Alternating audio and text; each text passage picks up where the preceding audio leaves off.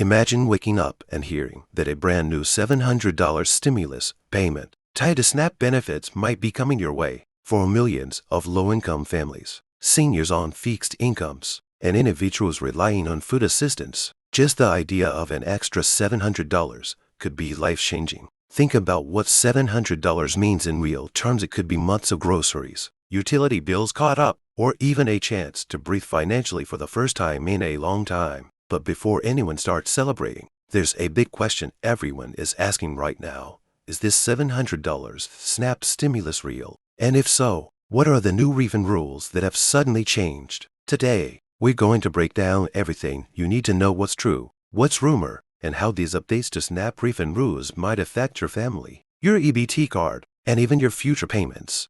To understand where this $700 figure comes from, we need to rewind just a bit. SNAP, the Supplemental Nutrition Assistance Program, has always been about ensuring that families and individuals who are struggling to make ends meet can still put food on the table. The program itself has changed many times over the years, whether through benefit increases tied to inflation, emergency allotments during COVID-19, or new rules about eligibility. But lately, there's been a lot of buzz around additional stimulus-style payments connected to SNAP. Some of it stems from state-level refunds, others from federal pilot programs, and still more from misinformation spreading online. That's why people across the country are hearing the words $700 SNAP stimulus and wondering if they should be checking their bank accounts or calling their caseworker. Now here's the interesting part. The $700 figure is being tied to a mix of refund adjustments and updated rules that some states have begun testing over the last several months. Several states have reported overpayment errors, times when households either received little or too much in SNAP benefits due to system glitches or miscalculations. In cases where families received less than they were supposed to, the government is legally required to refund the difference. And here's where the number comes in. Depending on household size and how long the underpayments went undetected, some families could be eligible for refunds totaling hundreds of dollars. In some states, the average refund is coming out to around $320 to $400. In rare cases, especially when multiple months of underpayments stack up, the total could reach as high as $700. So when you see headlines or hear rumors about a $700 SNAP stimulus, what's really happening is that refund rules have been updated, and states are beginning to process these claims more quickly. That means families who were previously shortchanged might suddenly find a lump sum refund loaded onto their EBT card. For a struggling household, it's going to feel exactly like a stimulus payment, even if technically it's a refund correction. But here's the catch: not everyone will qualify, and the rules about who does and doesn't get this extra money are changing fast.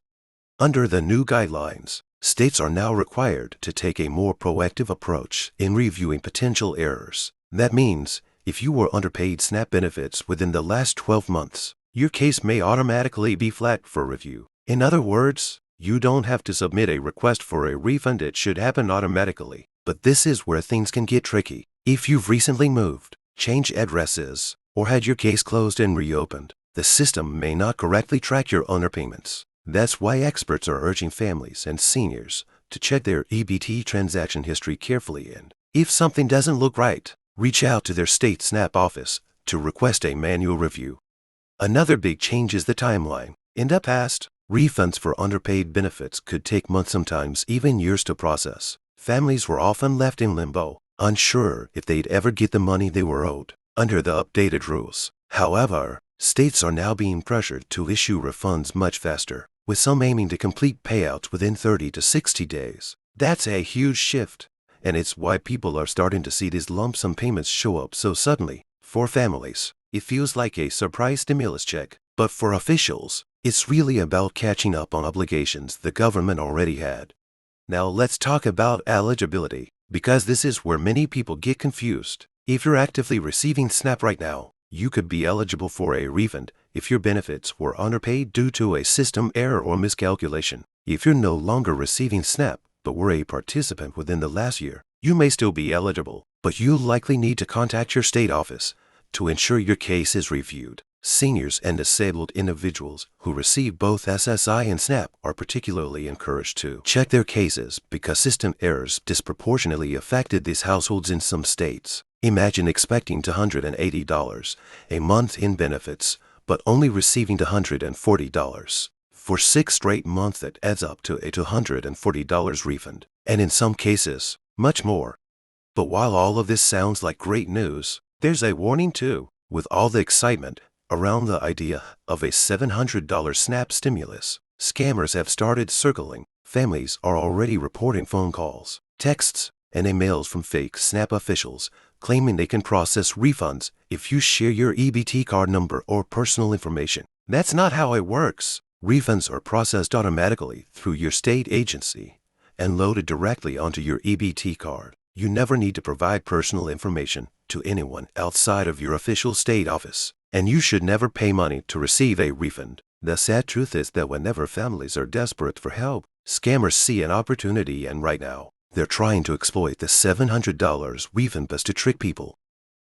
So what does this all mean for you, and how do you make sure you don't miss out? The key is being proactive without falling for scams. Check your EBT account history. If your benefits look lower than they should have been, especially in past months, make a note of the dates and amounts. Contact your state SNAP office through the official phone number or online portal, never through third-party links or suspicious messages. Ask specifically if your case has been reviewed for underpayment refunds under the new rules. Some families may even receive mailed notices informing them of refunds. But remember, those notices will come directly from your state and not from random numbers texting your phone. For many families, this refund process is already underway. Across states like Texas, California, and New York, households are reporting surprise deposits of $300, $400, even up to $700 on their EBT cards. And while not everyone will receive the maximum, these refunds are being processed more widely than before. If you've struggled with food insecurity, skipped meals, or cut back on essentials because your SNAP benefits never seem to stretch far enough, this extra money could make a major difference. Here's something else worth watching closely. Lawmakers in Washington are paying attention. The fact that so many families are owed refunds due to system errors has sparked a new conversation about how SNAP is managed at the federal level. Some are calling for permanent reforms to prevent underpayments from happening in the first place, while others are suggesting automatic annual audits that would ensure families are never left waiting years for money they should have received in the first place. That means the changes we're seeing right now, faster refunds, the lump sum deposits, may just be the start of even bigger adjustments to how SNAP operates. In a way, this $700 stimulus moment reflects a larger reality. For years, families have said that SNAP benefits aren't enough to keep up with real food costs. Inflation has only made that problem worse, with grocery bills skyrocketing, while SNAP benefit formulas lag behind. The fact that a refund, essentially money families were already owed, is being celebrated like a stimulus check shows just how stretched households really are. Whether it's $100, $400, or $700, the truth is that families are desperate for relief, and these refund changes are exposing just how fragile the safety net can be. So, to wrap this up, yes, the $700 SNAP stimulus payment is real in the sense that some families are receiving refunds that total up to that amount, but it's not a brand new stimulus program as the result of updated rules forcing states to process underpayment refunds more quickly and more accurately. If you're a SNAP recipient, the most important thing you can do right now is double-check your benefits history and make sure you aren't missing money you're owed. And remember, don't fall for scams. Your refunds will always come directly from your state, loaded onto your EBT card, without any upfront action required from you. For many, this unexpected payment will feel like a lifeline. For others, it may be a wake-up call to push for bigger reforms to the system itself. But one thing is certain, the changes happening right now to SNAP refund rules are already affecting thousands of households. And if you stay informed and proactive, they could affect yours too. And before you go, I want to scare you the kind of person who could use this extra $700 to catch up on bills, stock your pantry, or even just get ahead a little bit for once. If so, let me know in the comments how this refund would help your family, because your story might inspire others. Also, don't forget to hit the like button, share this video with someone who needs to hear it, and subscribe so you never miss another update. We've got a lot more coming about SNAP, Social Security, and the programs that affect your life directly. And trust me, you're not going to want to miss it.